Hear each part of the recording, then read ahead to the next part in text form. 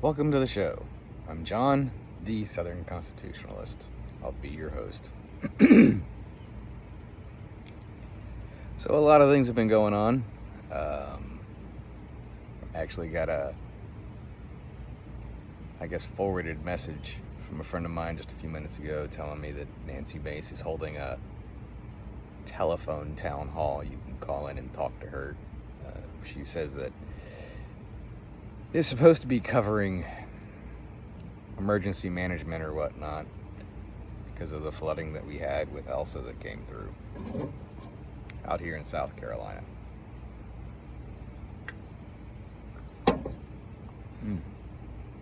Love when that splashes on your nose. Not really.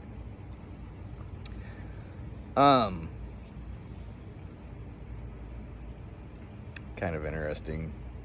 I guess I could do that, but I'm kind of in the middle of a few other irons that I have in the fire. I don't know. But that's not until 7, so maybe I'll get the chance to do it.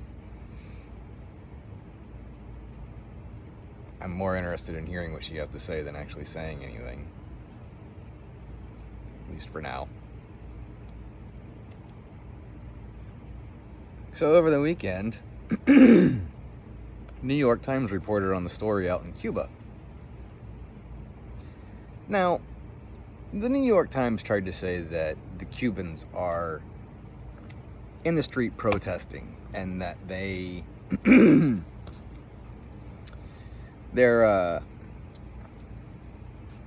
protesting COVID and their lack of vaccines.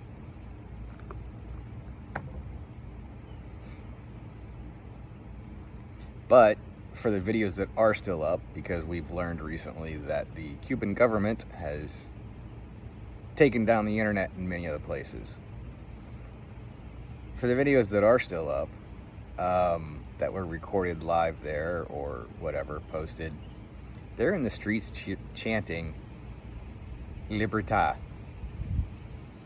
or Tod, Libertad, which is Spanish for liberty. I don't think they're chanting liberty because they want more vaccines. I think they're chanting liberty because of the fact that they're sick and tired of the communistic and socialistic governments that they have. They've been under this oppressive rule since like the 70s, if I remember correctly. So, I guess another topic of discussion, which this kind of sort of rolls into, is that it came out and a lot of, I want to say progressives, but some people are calling them far left. I don't know, I guess more progressives or whatnot, came out over the July 4th weekend talking about the American flag is racist.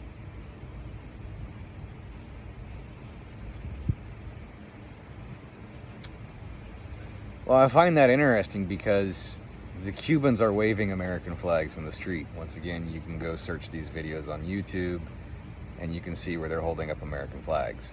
The protests that were going on in Hong Kong against the Chinese CCP, Communist Chinese political party, whatever, they were also waving American flags, wanting their freedom. Freedom that they had when they were under British governance, so to speak, before being turned back over to China. So, if the American flag is racist to people that are here, but to those that are outside of the U.S., of different races, of different looks and heritage, why are they flying the American flag? Why do so many Cubans create and throw pieces of wood and boarding and whatever else they can find, plastic barrels, anything that'll float, and try to ride the tides over here to the U.S., 25, 50 miles across the ocean, many of them dying? The U.S. is so racist and hates them. Why would they come here? the U.S. is so oppressive and whatnot, why would these people be waving and flying the American flag, screaming and chanting for freedom and for liberty? They do it over in the Middle East too.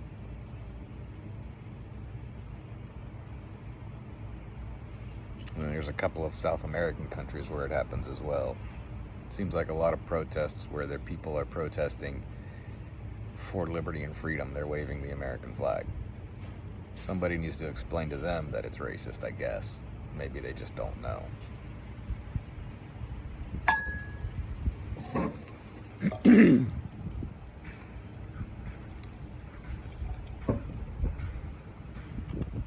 So,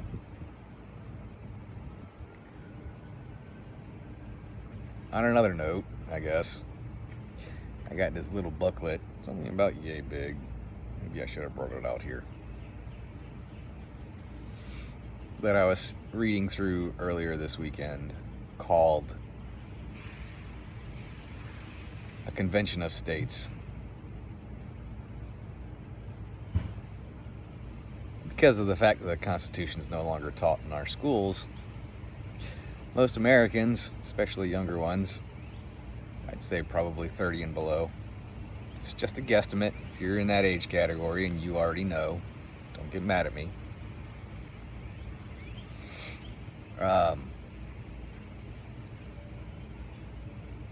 Most people think of a Continental Convention. Or, yeah, to make amendments to the Constitution. Constitutional Convention. This is a convention of the states. See, the Founding Fathers, when they were putting the Constitution together and they were working on the Fifth Amendment, somebody stood up and asked the question, what if the American people want an amendment to the Constitution, but those representatives that they have elected into office don't agree?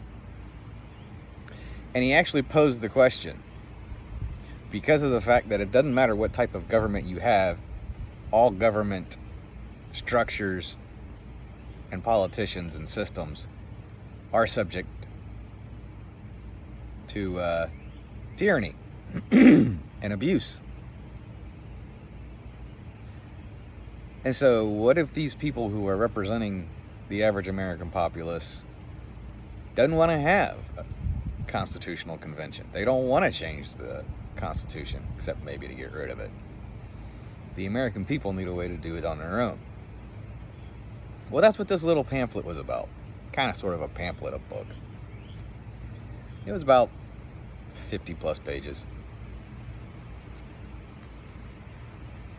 Well, the geniuses that our founding fathers were for this great country, as soon as he asked that question, said, you know what, he's right. Doesn't matter what we do. Doesn't matter what we write. People are going to abuse power. Power corrupts, and absolute power corrupts absolutely. We need to give them a way to stop it before it gets too far. Go back and read the Fifth Amendment. The second part of the Fifth Amendment is that state assemblies can petition for a convention of states. And at the point that Congress gets 2/3, which is approximately 34, with us having 50 states now, approximately 34 state assemblies petition, as long as they all petition for the same thing. Congress can't stop it. They actually have to abide by it. I'm still doing a little bit more digging into this because I'm kind of curious as to how it's going to work and how you make sure that you don't have a runaway convention that does something stupid like throw out the Constitution altogether. But there's checks and balances in there.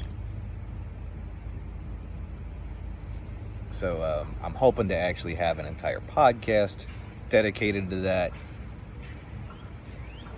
Although I've been a little bit busy with some other stuff. Still working on a couple of writing projects. Was trying to do some stuff with getting enrolled registered for classes.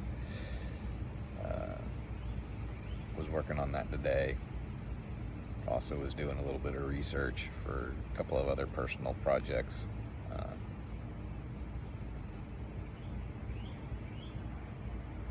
I'll get there because I really want to know more about this, so I will get there. So I've noticed some of you guys have, more people have started subscribing to the channel. That's awesome. That's great.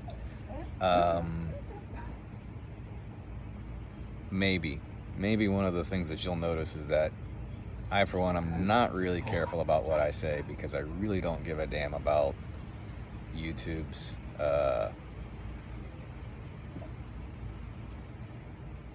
whatever.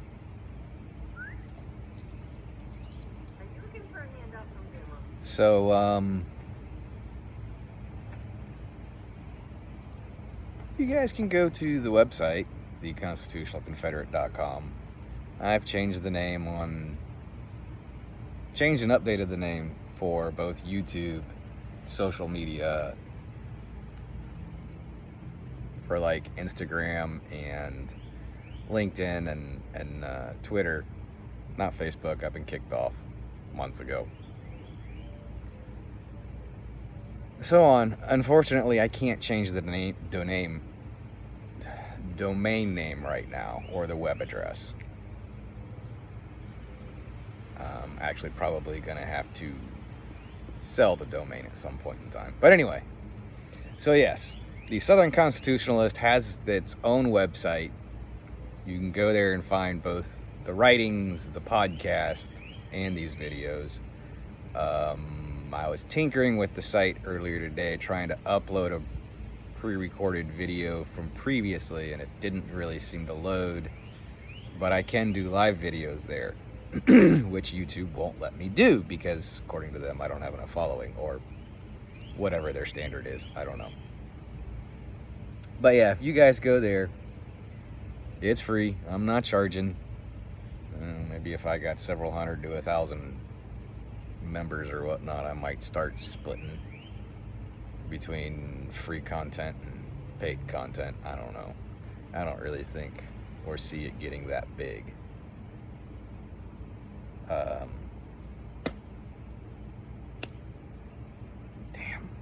freaking mosquitoes.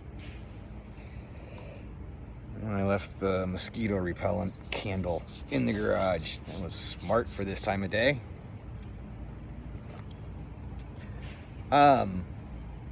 So yeah, you guys can go there free. If you sign up or whatnot, then you'll be notified whenever there's content posted directly. The podcast it automatically goes and shows up for a new podcast, but there's no notifications sent out because it's actually through a different distributor, I guess. But I do own that as well. And yet I'm poor as hell right now. It's because I don't charge for anything. I just run my mouth for free.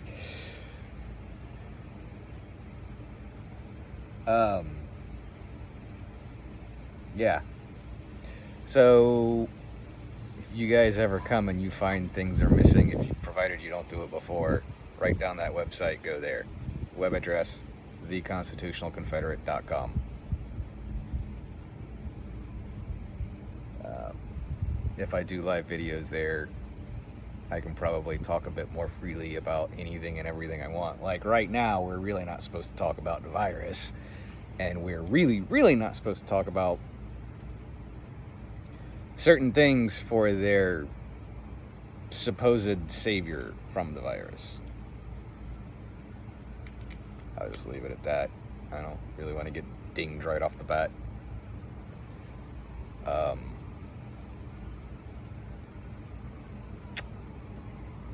Yeah, I've had a couple people leave me some suggestions and critiques on the videos. One guy in particular said try to smoke less. And he's right. He's not the first one who told me that. I've had a couple of my friends who told me that it's distracting. So there was a period for a while where I was a cigarette in my hand, but it wasn't lit. And it seemed to work all right with me. I mean, I'd sit there and hold it like I was smoking and do this every once in a while, and I was told it's a little bit less distracting than when it's actually lit. So I'm gonna go back to trying that. But as you can see, I just keep messing with my hands. So I don't know. You guys give me some feedback on that one, if this is better.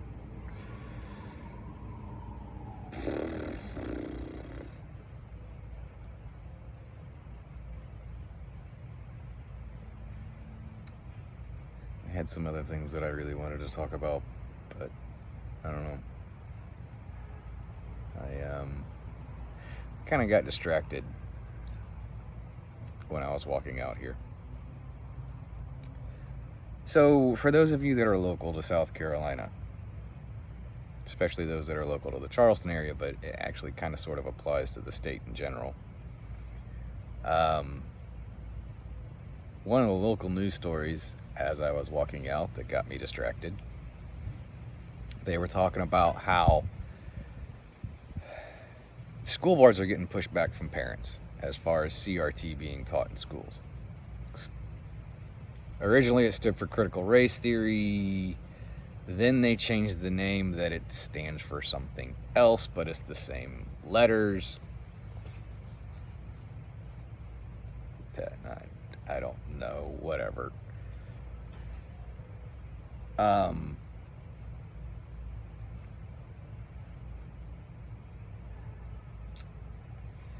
I don't really like that term, though, personally. I agree with Tim Pool on Timcast IRL. He's talked about that it's not just critical race theory, it's actually critical theory, because they're also teaching LGBT and transgender and whatever the hell else. Excuse me. Slavery and, I don't know, warmongering and globalist or global warming, climate change, I don't know, whatever all of it is. So technically it's critical theory, which is the big umbrella for all of that, and then they've got CRT and CR LGBT plus and CR whatever else. In some places we're teaching it straight up. California, quite possibly New York. Other places weren't teaching it straight up, but they were still putting those things into the curriculum.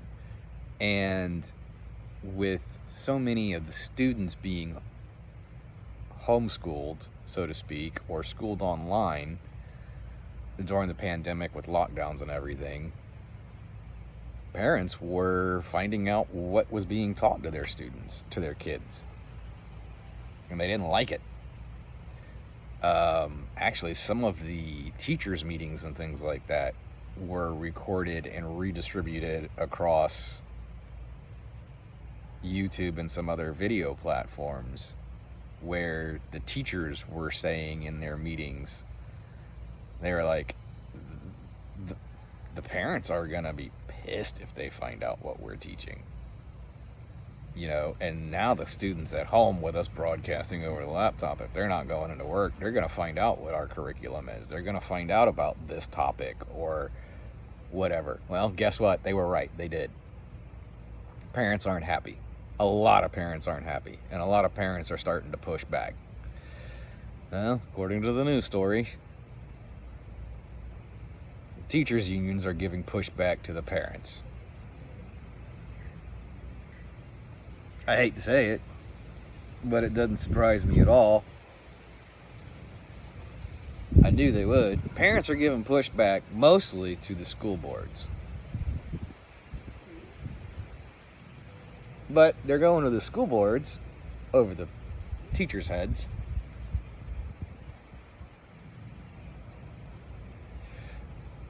They don't have a choice because they're not getting help from the teachers. The teachers aren't listening to them and don't want to hear from them, quite frankly. In many cases, not all. But the administration, the school administrators aren't helping either. Principals, assistant principals, and so on. So as I was walking out this time around, one of the local news networks here was doing a poll. The poll asked, who do you think should have say in what students are taught? Should it be the teachers, the parents, the school board, or the federal government? Well, I'm here to tell you guys this, okay? I've taken some education classes. There's twice while I was in school where my major was secondary education. And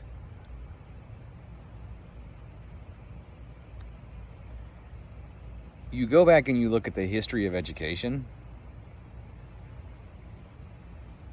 and our public school system started to crash and burn when the federal government got involved.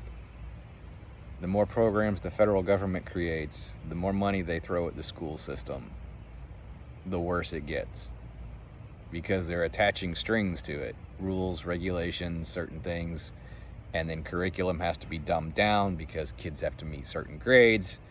Doesn't matter if they actually know the material or not. A lot of areas where they're teaching to the test for standardized testing. One, standardized testing needs to go. There's nothing good about it. Bye-bye. Federal government needs to get out and stay out. Less government is better and more, because then the teachers can actually focus on what needs to be focused on. The other thing is that not only is it the state's pseudo interest to be involved with the school system, but really and truly it's the community and the parents. You see, it's been said many, many times throughout history. George Washington, Abraham Lincoln, even Martin Luther King Jr. said, education is the key to freedom. It's also the key to the American dream. They're only partially right. It's only one of two keys to the American dream. There's two keys. There's knowledge and there's wisdom. Knowledge is what you learn. Wisdom is how you apply it and use it. True statement. So, I mean, you can cram all the facts down into a kid's head. If anything like the Matrix ever became possible, you could load them into a computer and put everything in their head, just download it in there or upload it, depending on how you want to look at it, and they could know everything underneath the sun. But if they don't have the wisdom on how to use it properly, it's not going to do them any good. Which is the second part of teaching. Teaching isn't just about imbuing students with knowledge. It's also helping them figure out how to apply it. It's helping them to learn how to think independently, look for answers on their own. Don't just spoon feed them. Don't sit there and look at them and go, okay, you got the answer, you're good to go. No, how did you get the answer? Why do you say it's that? Give me something that tells me you understand. If it's an opinion piece, explain to me why. Help me understand your thought processes to come to that conclusion. That's what teachers are supposed to be doing. It's not what they're doing anymore. They're indoctrinating. They don't care how somebody gets the answer in math. They just want an answer. Not even the right one.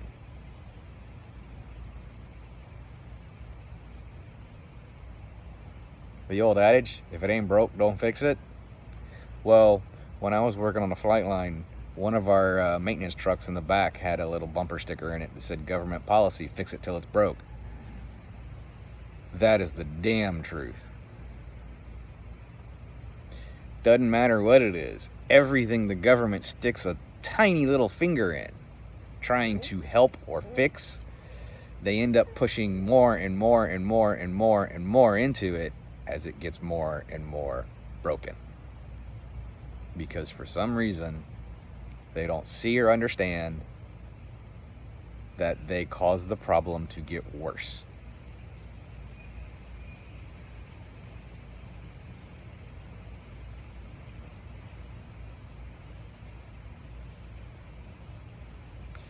Solutions come from those people that are directly involved with it. Somebody who's sitting in their ivory tower doesn't know what the roads are like every day because they're not driving them. They don't have any idea on what the major roads are that need to be prioritized for repair.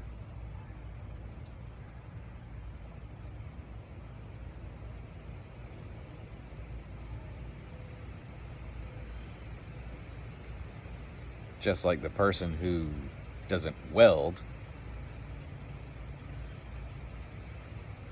they may solder small circuits and circuit boards, but they don't weld like large pipes and girders and stuff for building buildings. There are some similarities to it, but it's grossly different materials, different strengths, and different metallurgies. So the guy who's doing the soldering can't help the welder. But the guy who welds can't turn around and help the guy with the fine details and the cleanliness needed for the solder. That's just the nature of the beast. The other thing is that communities have a vested interest because communities grow in economics and whatnot. Not all communities need their students or their future adults to know the same things. Economies don't just change from state to state, they change from community to community as well. Here in Charleston, currently our major economy is shipping and tourism.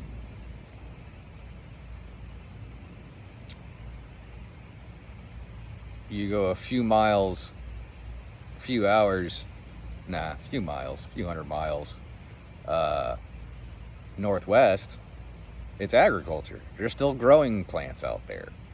We've got tea farms, although tea plantation is, I want to say it's on James Island, which is near here, but that's because they need the water. But you've got cotton and corn and wheat that are still grown here in more of the center of the state. Different economies. It's just a couple hundred miles away. You know, economy out in the city of Charleston. Like I said, majority of it's shipping, unloading, loading, transferring, but also tourism as people come to visit because of the history and the cruise ships. Here where I'm at, about 30 minutes away, the majority of our economy is, well, really and truly, it's bars and retail. We have the Azalea Festival once a year. Brings in a lot of vendors from outside, and people come to, tourists come in at that point in time, but we don't really get a whole lot of tourism here. We get a pretty good amount. We get some overflow from the city, but it's not our major moneymaker.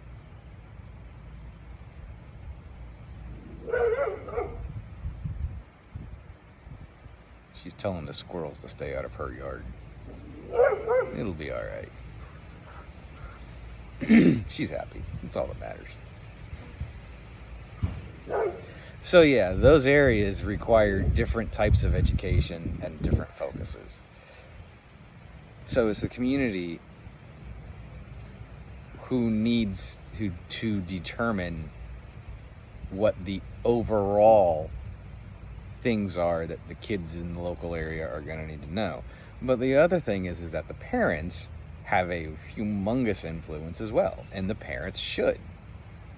The parents, all the parents together make up the community, or a large part of the community anyway.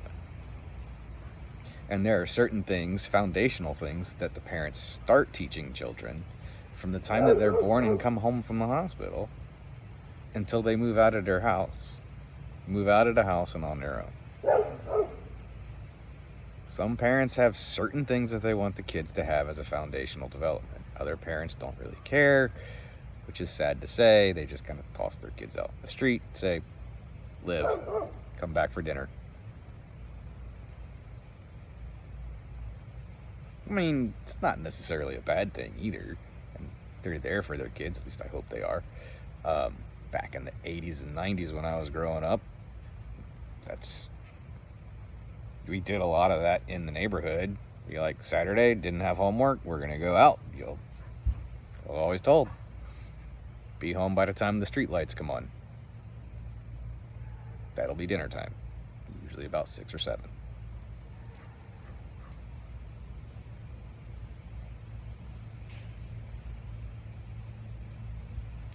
But different economies have different ways of life. So parents are teaching a way of life. Schools are teaching the things that will help the economy and growth of that local area. Combined economics for the state, as far as what the state itself needs, that's where the state comes into play. Certain standards maybe for mathematics, literacy, reading comprehension, science, and technology classes.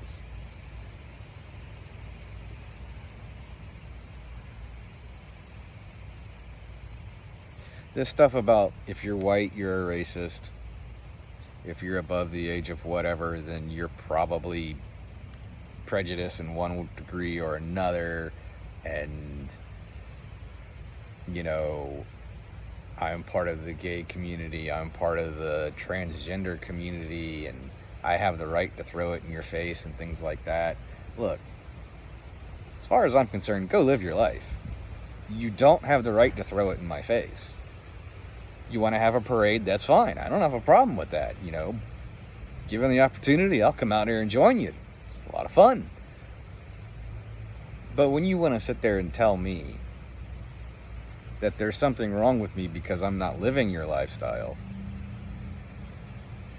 or that I hate you because I'm not living your lifestyle, that's something wrong with you, not with me. You want to tell me that I'm full of hate because of the color of my skin? Well, the color of my skin, and I'll even move closer so that y'all can see, I've got more than one color to it. And if that's what you see, and that's what you're basing whatever on me, your decision of me on, again, you've got issues, not me. I judge you by your actions and what you say. Mostly your actions.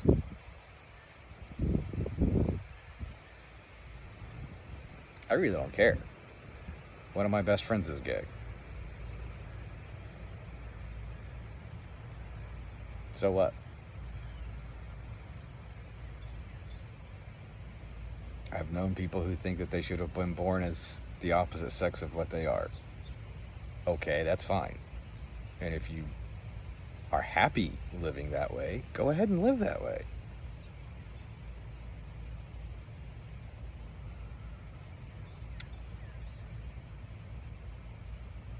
Tomi Lahren, I believe is her name. She used to be something or other on Fox News. I don't know what.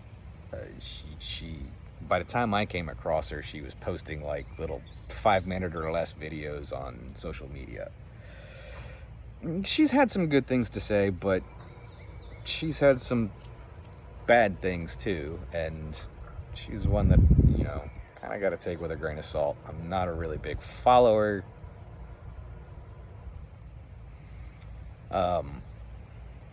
But she actually posted on Twitter today, I believe. It was either today or yesterday. It was today that I saw it. Where Caitlyn Jenner, she said that she admits Caitlyn Jenner stands for everything that she stands for. Everything. Politically, morally, so on and so forth. But she refuses to support Caitlyn Jenner for no other reason than that Caitlyn Jenner's trans. And she tried to reference it to religious belief. Now, she didn't give a Bible verse or anything, but she referenced religious belief and religion. My message for her is, Jesus, when you go back and you read the Bible, Jesus said, love the sinner, hate the sin. Love and support the sinner. Pray for the sinner, hate the sin. That means if Caitlyn Jenner's doing everything else right, and California needs that type of a person to lead, and Caitlyn Jenner's the only one standing up or offering to take that stand, you need to be supporting them. Something in their life may be a sin in your eyes, but you don't throw the baby out with the bathwater.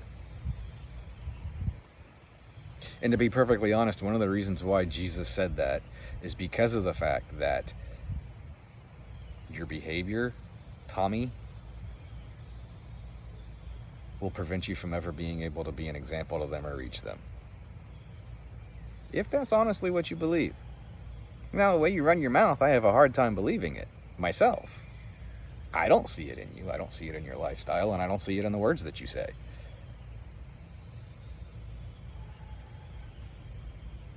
But I'm a people watcher.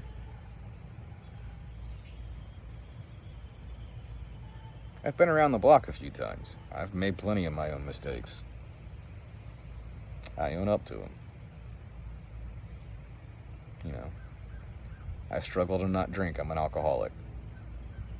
I can still have one, sometimes two. After that third one, I don't want to quit. And a lot of times I'm not going to.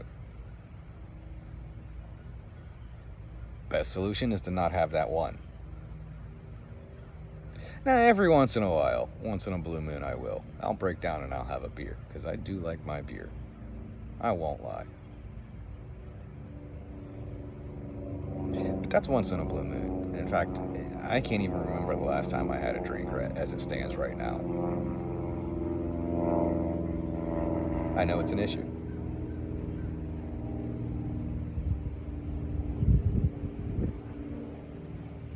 I used to say that I can control it, and for a long time I could. Until I couldn't.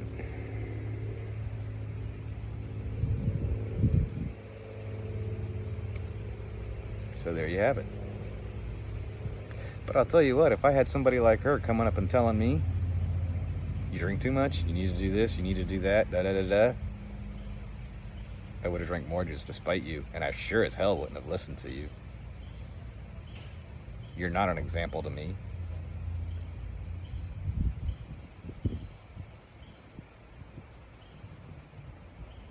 It's not how you reach people. Now, some of you may be asking, do I support Caitlyn Jenner? Honestly, I don't know. I know that when Caitlyn was Bruce, supposedly his stance politically and morally were the same as what they are now. Supposedly he was a diehard, I want to say moderate. There were times where he was definitely Republican, and there were other times I believe he was Democrat, but he was so far to the right, so to speak, that today he would be considered a Republican. Probably why she is saying Republican. But I was talking about when Caitlyn was Bruce. As far as I can tell, and as far as I know from when I've heard her talk about something that they have an opinion, a stance on, or something that they support, it's been the same thing. It's been the same view. It's been the same thing. They've been steady. He, she, technically it's she because Caitlyn. She's been steady. She hasn't flip-flopped. She hasn't changed. Even when she changed her sex, she didn't change. So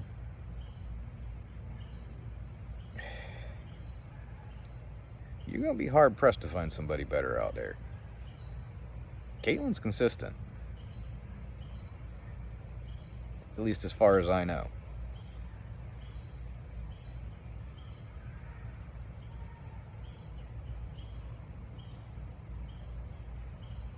I guess that's probably my biggest takeaway for you guys tonight.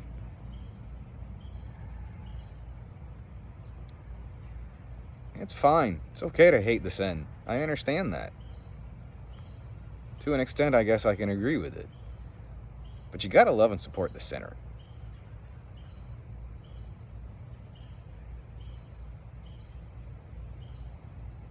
I know if I didn't have friends supporting me when I was going through my really bad drinking phases,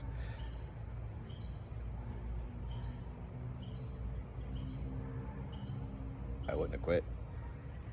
I had a friend's house I went to drink. Between her and me and a couple of other people that would come by, that spare refrigerator stayed pretty stocked with alcohol. But when I told her it was becoming a problem, she got rid of it all. For me.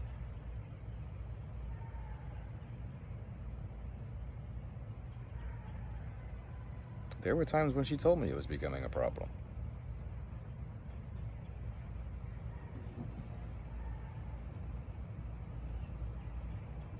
Now, she didn't nag me. But she would tell me, you've been hitting it pretty hard lately, and pretty consistently.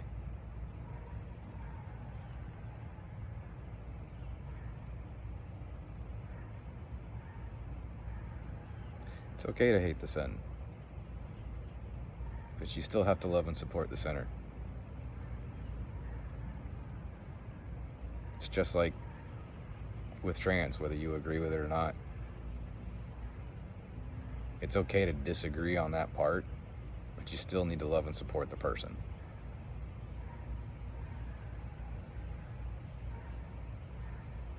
Same thing with somebody else of a different race, of a different ethnic group, just everybody.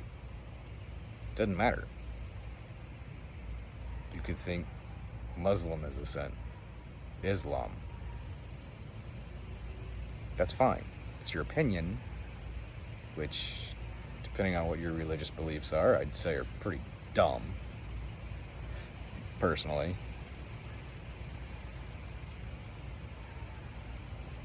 But it's fine for you to disagree with them. You should still be loving and supporting them.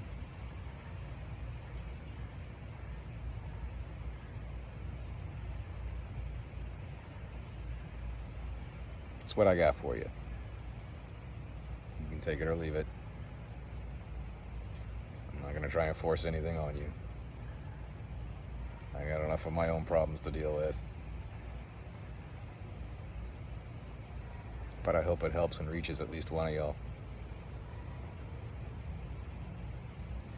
Till next time, you guys watch your six.